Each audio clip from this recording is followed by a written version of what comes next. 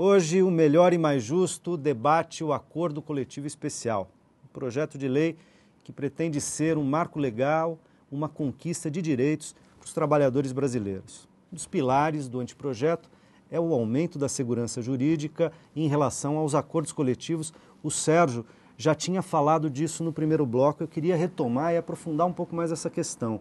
Doutora Jane, em que medida pode-se ampliar a segurança jurídica? Aqui no intervalo, inclusive, a senhora falava sobre a diferença entre sindicatos, categorias, na verdade, que são muito organizadas, que estão maduras, que já estão num outro patamar da representação sindical, como os metalúrgicos, bancários, químicos, e que os problemas acontecem nas representações onde a representação sindical é muito mais frágil. Né? Exatamente, Luiz. Os problemas que nós temos, as demandas que nós temos na Justiça do Trabalho, dificilmente elas estão fundamentadas em relações de categorias fortes, categorias atuantes, onde nós temos efetivamente a representatividade sindical. Eu não tenho na Justiça do Trabalho processos envolvendo o Sindicato dos Metalúrgicos do ABC, a não ser numa tese, numa questão muito específica, que há necessidade da intervenção mesmo. Por quê? A cultura é, dentro da representatividade e no exercício da representatividade, função maior de qualquer entidade sindical, tá? A cultura é negociar, é o diálogo. Como também, dificilmente, nós temos demandas envolvendo grandes empresas ou empresas que têm esse papel de diálogo, abertura para o diálogo. E no caso dos sindicatos ou das representações sindicais, que na verdade não cumprem adequadamente esse papel e muitas vezes estão mais preocupadas, como vocês diziam também no intervalo aqui em off, a gente estava conversando, diziam, olha, eles estão mais preocupados, demandam a justiça para a cobrança do imposto sindical, da contribuição sindical. Sindicais, sem e, dúvida. Portanto, representam muito pouco, muito mal os seus trabalhadores. Pouco, né? Muito pouco. De representatividade, pouco se vê. Lógico que o custeio da entidade sindical é importante até para que possa ser exercida a representatividade. Mas ela não deve ser o ponto central da atuação sindical. A atuação sindical ela é respaldada na representatividade. Ela deve estar direcionada integralmente para a representatividade. Então, isso faz com que a jurisprudência venha e realmente feche o cerco, para que as relações capital e trabalho se desenvolvam do modo dentro da segurança jurídica, do modo a estar dentro da segurança jurídica. Ou seja, nesse sentido, a CE, o acordo coletivo, viria a colaborar. E talvez também, Sérgio, ou não, estou enganado, ele tivesse aqui uma força indutora de organização, de mobilização na base, na medida em que você, ao criar a segurança jurídica, você também pode estimular o trabalhador, eventualmente, a enfrentar até uma representação sindical, digamos, menos legítima. O que o AS tenta resolver, porque essa realidade que a Jane está falando, infelizmente, é a realidade da maioria dos sindicatos brasileiros. Né? A maioria dos sindicatos, ou eles foram criados com o objetivo de arrecadar, né? Ter o imposto sindical e não representar ninguém, ou então ele até tenta representar, mas não tem força, não se estruturou ainda para representar. Né? Então, ou são ilegítimos ou são muito fracos. E nas duas condições, ele não tem condição de negociar. Né? E toda a demanda dessas categorias acaba caindo no judiciário. Né? Então, quando você olha, né, os operadores do direito falam, não podemos liberar a negociação coletiva, porque se liberar, vai começar a surgir um monte de acordos muito ruins, que precariza a vida do trabalhador. Né? Precarização de direitos, Exatamente. excluindo patamares mínimos dos direitos sociais, por vezes até afastando disposições contidas na Constituição Federal, e isso é muito ruim. Mas a gente viu recentemente, Nilton, só o caso da obra de Jirau. Esse foi um debate nacional que ocorreu ali, quer dizer, uma obra importante para o país, uma usina importante, com uma construtora importante do país também. E qual era a situação dos trabalhadores lá? Não tinha equipamento de segurança, né? Não podiam ir para casa. Chegava no dia do pagamento, os descontos eram maior do que ele tinha para receber, ficava devendo para a empresa, quer dizer, trabalho em condição de escravidão. Então o Brasil tem muito isso ainda. Agora, por outro lado, o Brasil tem relações modernas de trabalho em alguns setores, como é o caso da indústria automobilística, como é os químicos, como é os bancários. Então, quando você parte do princípio que todo sindicato é ruim ou é fraco, não sei o quê, você impede as boas experiências de crescer. Esse é o problema. Eu acho que então, essa é a principal questão do ponto que nós defendemos do ACE. Nós temos uma relação moderna, uma relação que produz resultados diferenciados e que, pela natureza dela, a legislação não pôde acompanhar. Nós já discutimos aqui uma legislação ultrapassada, 1947, não reproduz o nosso mundo. Nós temos, então, acordos que se sobrepõem ao que a lei coloca. No rigor, nós não podemos fazer. Então, para melhor, né? Para melhor, seguramente para melhor. E aí o que acontece? Nós podemos ser questionados por um advogado qualquer, um oportunista, que pode se valer da letra da lei e dizer, bom, olha, esse acordo, em que pese ele ter sido validado, ele ter sido notícia do Jornal Nacional, aprovado por 12 mil pessoas numa assembleia, uma repercussão extraordinária, ele diz, não, isso a lei não estabelece, a lei não permite, esse acordo tem uma restrição, ele não poderia ter sido aplicado. Então, o que nós temos? Nós produzimos um bom resultado, nós conseguimos gerar uma boa referência, só que ao invés de nós prestigiarmos essa referência, como a legislação impõe algumas restrições, nós vamos tirando ânimos das empresas, dos sindicatos em avançar. Então, esse acordo coletivo, ele é feliz por isso, porque ele oferece a oportunidade de pessoas que estão no mundo das relações do trabalho desenvolvendo situações importantes de avanço e que elas estejam protegidas pela legislação, por esse acordo, por essa condição. Imagine para uma empresa multinacional, como é no nosso caso da Volkswagen, você fazer um acordo com essa repercussão, com essa importância, e passado algum tempo você ser questionado na justiça ou por um fiscal do trabalho que desconsidera a maneira com que aquele acordo foi construído, a maneira com que ele foi aprovado e se coloca uma multa ou uma decisão na justiça contrária. Como é que um alemão pode entender que algo que foi feito de forma tão democrática, com a presença tão clara da representação no local de trabalho, uma representação legítima, profissional? O Sindicato dos Metalúrgicos da ABC tem uma história inquestionável. Veja quem passou por ele, veja o quanto ele contribuiu para a transformação da política nacional. O que nós queremos é que essa transformação agora aconteça na relação trabalhista. E não pode, nós temos que ter um mecanismo que favoreça as melhores práticas. E assim nós avançamos no Brasil. Eu acho que um dos pontos importantes num anteprojeto como esse é exatamente a já colocada aqui, mudança de paradigma, mudança de concepção.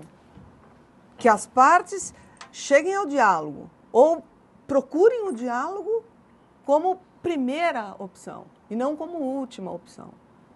E essa mudança de paradigma, ela deve realmente ser concebida, porque se nós analisarmos um anteprojeto como esse, tendo em mente a concepção da Consolidação das Leis do Trabalho de 1943, a estrutura sindical de Getúlio Vargas, nós não vamos conseguir entender nunca o que é o ACE. Precisamos realmente mudar a concepção. E mudar a concepção teria uma força, pelo que eu estou ouvindo de vocês, teria uma força indutora. Quer dizer, se você não apenas cria segurança, ao criar segurança jurídica, você é capaz de fomentar boas práticas. Boas práticas. E, portanto, provavelmente você teria um efeito multiplicador em relação à ampliação da qualidade da representação sindical nos lugares onde ela ainda está mais atrasada. Perfeitamente. Isso é uma coisa muito interessante, porque o que ocorre hoje com a Justiça do Trabalho? Quer dizer, tem uma demanda enorme, porque tudo cai lá, né? Eu estava vendo, parece que a Justiça do Trabalho custa para o país, acho que mais de 2 vezes o Bolsa Família. É um orçamento extraordinário. E boa parte disso porque ninguém conversa com ninguém, porque não existe diálogo e as partes não conseguem se compor. Não existe a cultura da Agora, olha como a coisa é perversa para o trabalhador. Tem uma deturpação aí, né? Quer dizer, a Justiça do Trabalho acaba tendo que fazer um papel que não é o dela. Quer dizer, ela deveria mediar os conflitos, aonde não se chega a acordos, mas ela tem que produzir os acordos, produzir a lógica da relação capital-trabalho. A jurisprudência acaba fazendo o papel de integração do direito, por quê? Porque as partes não sentaram, as partes não examinaram o conflito. Assim, não conseguiram fazer o que era papel delas. E por outro lado, não tem meios de prestigiar aqueles que fazem.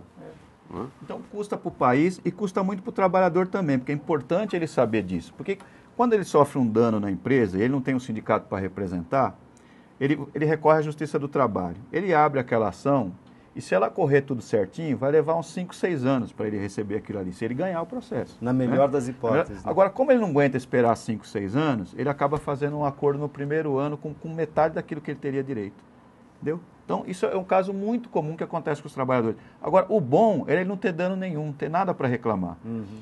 A cidade aqui vai ganhar um hospital novo, né? Fazendo só um paralelo, né? Eu estava conversando com o médico de São Bernardo. E ele falou assim, o bom era não ter o hospital, o bom era as pessoas não ficar doentes. Então, a gente teria que investir mais na prevenção, sabe? O saneamento básico, né? E cuidar da saúde das pessoas para não adoecer e não precisar de hospital. Então, a mesma coisa a Justiça do Trabalho. O bom é o trabalhador trabalhar a vida toda na empresa, ter o direito respeitado para não ter que reclamar nada, não ter que fazer demanda lá. Agora, para isso, você tem que fortalecer o diálogo e a representação. E acho que esse é o ganho maior do ACE, porque ele estimula a representação sindical na empresa e ele estimula a prática do diálogo e de compor as coisas onde o problema nasce. Né? O problema é se ele está lá na fábrica, ele tem que ter uma solução lá. Então, acho que isso é o extraordinário. Ele tem um poder de estimular a negociação e o diálogo de maneira extraordinária. Eu queria destacar esse ponto. Muitas vezes nós falamos, para quem não é desse meio, mas a representação no local de trabalho, mas vai ter o sindicalista ali. Isso é o meio. Isso é o meio. O fato é de você entender que é mais claro que algo se solucione com aqueles que estão no assunto, que estão vivendo aquela situação. É óbvio que é mais acertado você buscar uma solução com um representante que atua numa área específica da produção e com o chefe daquela área, do que imaginar que alguém que não vive, não conhece, não sabe qual é a realidade daquele ambiente de trabalho, ele determinar aquilo. Por mais bem intencionado que esteja, ele desconhece aquela realidade. Então, quando nós falamos na representação local de trabalho, é um meio. O resultado é que você exercita o diálogo, você aprimora essa relação, invariavelmente os resultados são positivos. Porque as pessoas estão interessadas, o trabalhador quer discutir a sua condição e quer discutir o negócio. Ele está interessado em prestigiar a empresa, que a empresa tenha bons resultados, ele tem noção que se a empresa tiver um bom resultado, ele participará disso. Então, não é verdade dizer que o trabalhador pode trazer qualquer prejuízo, a participação dele pode trazer qualquer prejuízo na organização do trabalho. Muito pelo contrário. Essa é uma leitura anacrônica, antiga de das relações de quem não experimentou, trabalho, né? De quem não viveu. Porque se viver, se nos acompanhar nessa realidade, vai perceber os ganhos que nós tivemos, concretos, não discurso. Nós vivemos reestruturações, nós fizemos transformações enormes nas nossas fábricas em entendimentos com o sindicato. Uma discussão difícil, há conflito naturalmente, entende? É claro que tem conflito, essa relação ela naturalmente tem conflito. Agora, a grande inteligência é você aproximar essas questões através do diálogo. Outra mudança de paradigma, trazendo o trabalhador como peça-chave da estrutura empresarial. O trabalhador como uma das peças indispensáveis ao processo produtivo. Claro. Se não houver trabalhador, com os direitos preservados, um trabalhador que tenha condições de trabalho, um trabalhador respeitado em sua dignidade como ser humano. Né? Aquela história de você é pago para fazer, não é pago para pensar, por favor. Né? A pessoa tem que pensar e pensar muito, ela tem que questionar, ela tem que avaliar aquilo que ela está fazendo, porque ela fará melhor. Agora, esse mecanismo legal ajudaria aí nessa direção, porque essa mentalidade ainda existe, pode não existir, como vocês marcaram aqui, em certas categorias, em determinadas indústrias ou empresas, mas ela ainda campeia pelo Brasil profundo aí. Sem dúvida. Não é? Quer dizer, essa ideia de que você é pago para fazer, não é pago para pensar, de que se eu tenho poder eu não negocio nada, eu imponho a minha vontade, ponto, ela existe muito. Ou do sindicato, que eu sou contra a empresa, quer dizer, não estou interessado na empresa, eu quero a minha condição, não importa o que vai acontecer. Essa também é uma outra realidade. Sim, mas do lado contrário a importância também. Do ACE é que ele prestigia quem faz o bom. E essa é a importância, porque nós temos que ser referência para o Brasil. E ele não perde, que essa também é uma preocupação e eventualmente uma dúvida, né, do trabalhador, é de que ao ter o ACE, ao optar pelo acordo coletivo especial, o trabalhador perderia outras possibilidades de acordo coletivo, de convenção coletiva. Esses instrumentos são excludentes, Sérgio? Claro que não. Não. Ele é um novo instrumento, né? Então, por que ele chama acordo coletivo especial? Quer dizer, porque hoje você tem uma situação especial que você precisa dar um tratamento para ela. Os outros continuam valendo, a convenção coletiva, os acordos coletivos normais, que não interferem em nada. Na verdade, é uma modalidade de acordo coletivo, só que de um modo específico. Exatamente. Né? Agora, uma coisa importante também, que é bom o público entender, no passado se achava, e é por isso que também não tem negociação no Brasil, de que era bom você ter sindicato fraco. Né? Então, o que ocorre? Quando você tem uma relação equilibrada, o sindicato está presente no ambiente de trabalho e tem a cultura de negociação, os acordos, eles são produto de um diálogo. Todo mundo participa, entende a sua importância. Então, quando ele é feito, ele é duradouro. Ele causa um efeito duradouro. Quando no ambiente de trabalho você não tem essa representação, a empresa é obrigada a tomar medida, muitas vezes sem dialogar com ninguém. Aí toma e ela não dura, porque começa a ter um monte de enxurrada de ação na justiça, o barato sai caro. Né? Então, acho que isso é uma coisa importante também. Porque tem gente que pensa que é vantagem você não ter um sindicato para dialogar. E não é. Quer dizer, você tem um sindicato lá, a negociação demora, né? Tem tudo isso que ocorre, mas quando sai o acordo fica beneficiando as partes a vida toda. Ele permanece, ele é duradouro. Tem consistência. Quando você tem dissimetria, você não tem consistência. Exatamente. Agora, quando surge alguma coisa que é unilateral, ela não se sustenta, porque aí começa a ter uma... Eu tenho que fazer mais um intervalo e já já a gente volta, continua essa conversa.